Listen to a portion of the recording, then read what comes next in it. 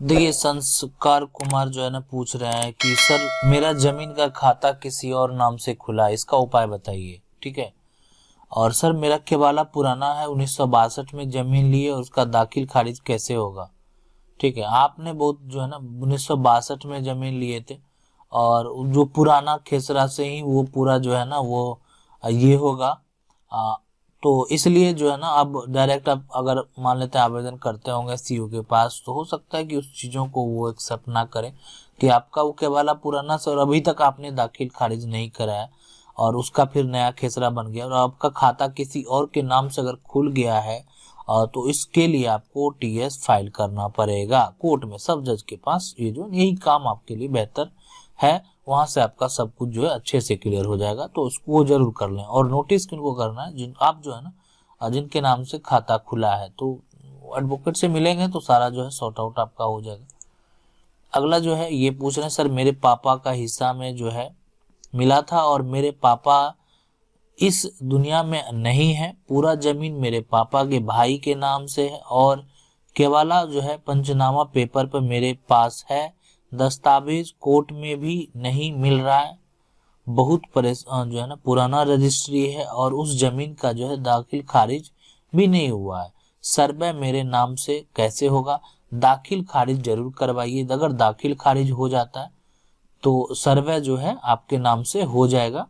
अब आखिर दाखिल खारिज, तो देखिए सबसे पहले तो आप एक चीज दाखिल खारिज अगर जो है ना सर्वे में जो मेन चीज होता है दाखिल खारिज, और अगर रसीद आपके नाम से कटेगा ना, आप जो है थोड़ा सा अगर ग्रामीण सपोर्ट करते हैं सीओ को तो आवेदन कर दें इसके लिए।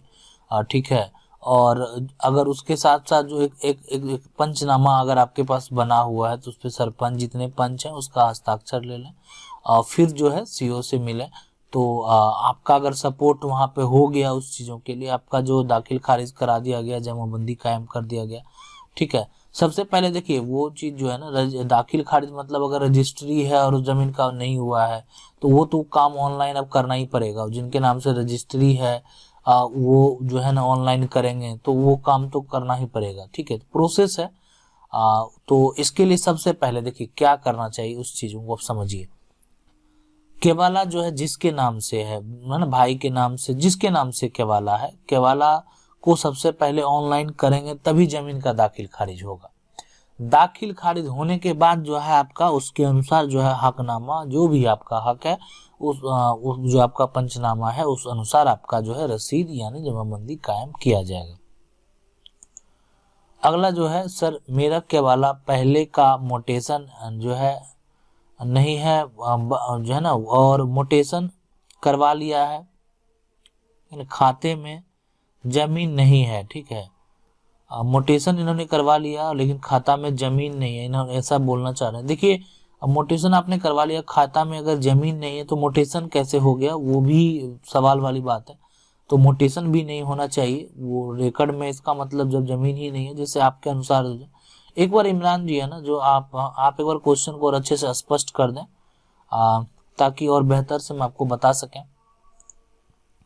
अगला जो है रसीद में जो है केवाला जो है ना केवल भाग और जो है पृष्ठ संख्या है ना, संख्या है, जमाबंदी नंबर नहीं दिखा रहा है। ठीक है, क्या करें सर जी, प्रेजा के फिर है ना एक बता देते हैं जमाबंदी पहले एक बार जो है ना आपका जो खाता खेसरा है उसके अनुसार आप जाके कचहरी में रजिस्टर देखिए, उस रजिस्टर पे जमाबंदी लिखा हुआ होगा और वहां से आप जमाबंदी आपका क्या है वो निकलवा सकते हैं। रजिस्टर आप कहेंगे आपका जो खाता नंबर है उसके अनुसार वो जो है आपको जमाबंदी आप जिस मौजा से आते हैं उसके अनुसार वो जो है आपको निकाल दिया जाएगा।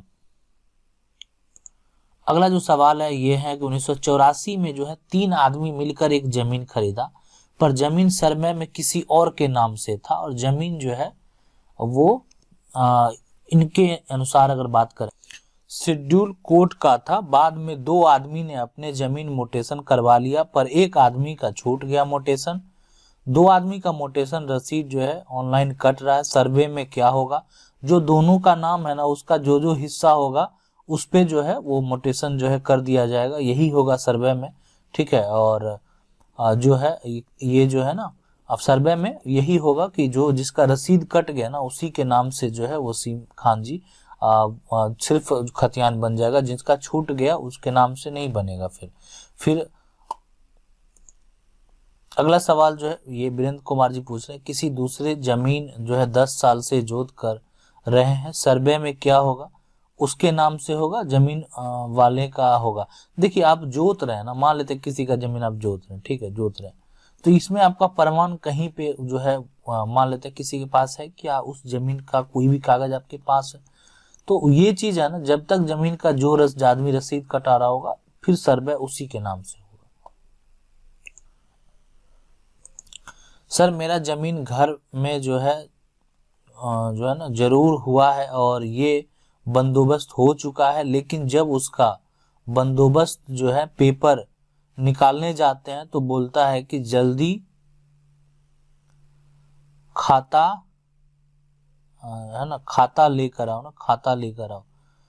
तो ठीक है, जमीन में आपका जो है ना, जमीन में घर है, मतलब आप ऐसा कहना चाह रहे हैं, और जो बंदोबस्त हो चुका है, जब उसका बंदोबस्त ये पेपर जो है निकालने जाते हैं तो बोलता है कि जल्दी खाता लेकर आओ।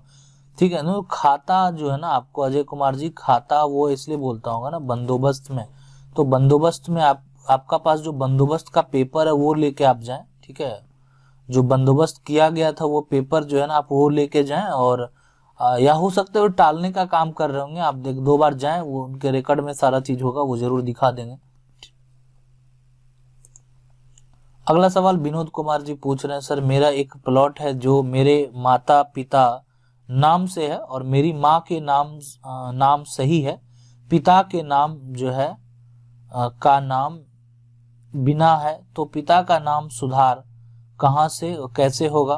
केवाला में नाम जो है चरित्रा है और Aadhaar card, PAN card, bank passbook और एजुकेशन सर्टिफिकेट में जो है वो चंद्रशेखर नाम है, ठीक है, चंद्रशेखर नाम है। अब ये बताइए सर केवाला में नाम चंद्रशेखर कैसे अप टू डेट होगा? बिल्कुल देखिए, केवाला में नाम चंद्रशेखर नहीं होगा, आप जो है ना नाम जो केवाला में है, केवाला में जो नाम है अपडेट जो है ना अप टू डेट, देखिए आप वैलिड पर्सन अगर वो हैं तो बिल्कुल करा सकते हैं, सुधार होता है डीसीएलआर के पास से पेपर में, लेकिन आप अगर वहां पे चाहेंगे तो वो अगर उसको वेरीफाई करेंगे वो तो वो कर सकते हैं, अप टू डेट कर सकते हैं। लेकिन अगर आप चाहें तो और ऑप्शन एक पास में है कि आपका जो भी जैसे मेनली क्या होता है ना डॉक्यूमेंट में ज्यादातर जो हम लोग देते हैं वो आधार कार्ड, वोटर आईडी कार्ड, तो उसमें आप एक उर्फ करके नाम लिखा सकते हैं जो कि आपका केवाला में, अगर उससे आप मिलान करना चाहते हैं, नाम ये है उर्फ ये है, तो दोनों आपका 2 नाम हो गया, आपने एक नया नाम वो उसमें जोड़ दिया आपने आधार कार्ड में, या कोई एक जो कार्ड है, 2 कार्ड है जिसमें आप जोड़ना चाहते हैं। फिर उसमें जो आपका एजुकेशनल सर्टिफिकेट है उससे कोई लेना देना होता नहीं है जमीन वगैरह का फिलहाल अभी, ठीक है, तो इसमें यहाँ पे वैसा कुछ है नहीं। प्रूफ में आपका मेन जो आधार कार्ड है या जो है उसमें आप एक नाम उर्फ करके दे सकते हैं, मेरा ये भी नाम है। अगला सवाल देखते हैं। अगला सवाल है कि ये पूछ रहे हैं, अमरेंद्र जी पूछ रहे हैं कि मेरा ससुर जी जो है छठ दादाजी के नाम पे जमीन था, वो जमीन का कागज मेरे पास नहीं है, क्या मेरा ससुर के नाम से हो सकता है? देखिए सबसे पहले देखिए जो भी उनके आप छठ दादाजी के नाम पे था जमीन, मेरा ससुर जी के छठ दादा जी के नाम पे जमीन था, वो जमीन का कागज मेरे पास नहीं है। सबसे पहले जो है ना उस समय का जो छठ दादाजी होंगे उनका जो भी जमीन का रिकॉर्ड होगा ना वो चीज आपको निकालना पड़ेगा। अगर उनका कोई खतियान होगा तो वो आपको निकालना पड़ेगा, पुराना खतियान होगा और पुराना से नया क्या बना वो भी आपको पता लगवाना पड़ेगा, और नया किसके नाम से कायम है कि आप ही के नाम से कायम है, हो सकता है ऐसा भी, ठीक है, वो भी पता लगाना पड़ेगा। तो लगाने के बाद जो है वो जमीन का वास्तविक मालिक फिर पुराना आपका हो गया, नया किसी और का हो गया। तो अगर ऐसा हो गया होगा किसी और का हो गया तो फिर टीएस करने के बाद वो आसानी से आप सारा संपत्ति ले सकते हैं, उसमें ज्यादा परेशानी की भी जरूरत नहीं है। लेकिन सबसे पहले आपको पुराना दस्तावेज जो है उपलब्ध कराना होगा, और ये सारा जो भी होगा वैलिड वो कोर्ट में होगा।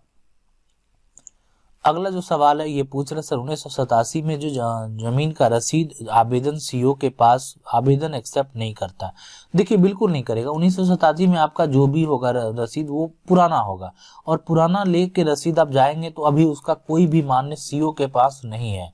तो सबसे पहले जो आपका पुराना है उसका नया क्या बना, ठीक है, उसके लिए आप जो है आवेदन करें कि मेरा ये पुराना था और इसका नया ये बना, इसका ये हम हकदार हैं, ठीक है। तो वो एक संभावना है, एक संभव चीज है। आप अगर पुराना रसीद लेके जाएंगे तो उस बात के लिए कोई एक्सेप्ट नहीं है। दूसरा, अगर उसमें और कोई हिस्सेदार है और कोई अंश है, तो अगर जिसके नाम से अभी जो है नया रिकॉर्ड खुला होगा, नया खाता खुला होगा, उसमें किसका किसका नाम है उसका भी सहयोग चाहिए, तभी वो जो है आपका संभव है, ठीक है। नहीं तो ऐसा नहीं कि संभव नहीं है, उसके ऊपर फिर बहुत सारा उपाय है। लेकिन फिलहाल आप सीयू की बात कर रहे हैं तो सीयू के पास आपको इतना काम जो है करना पड़ेगा।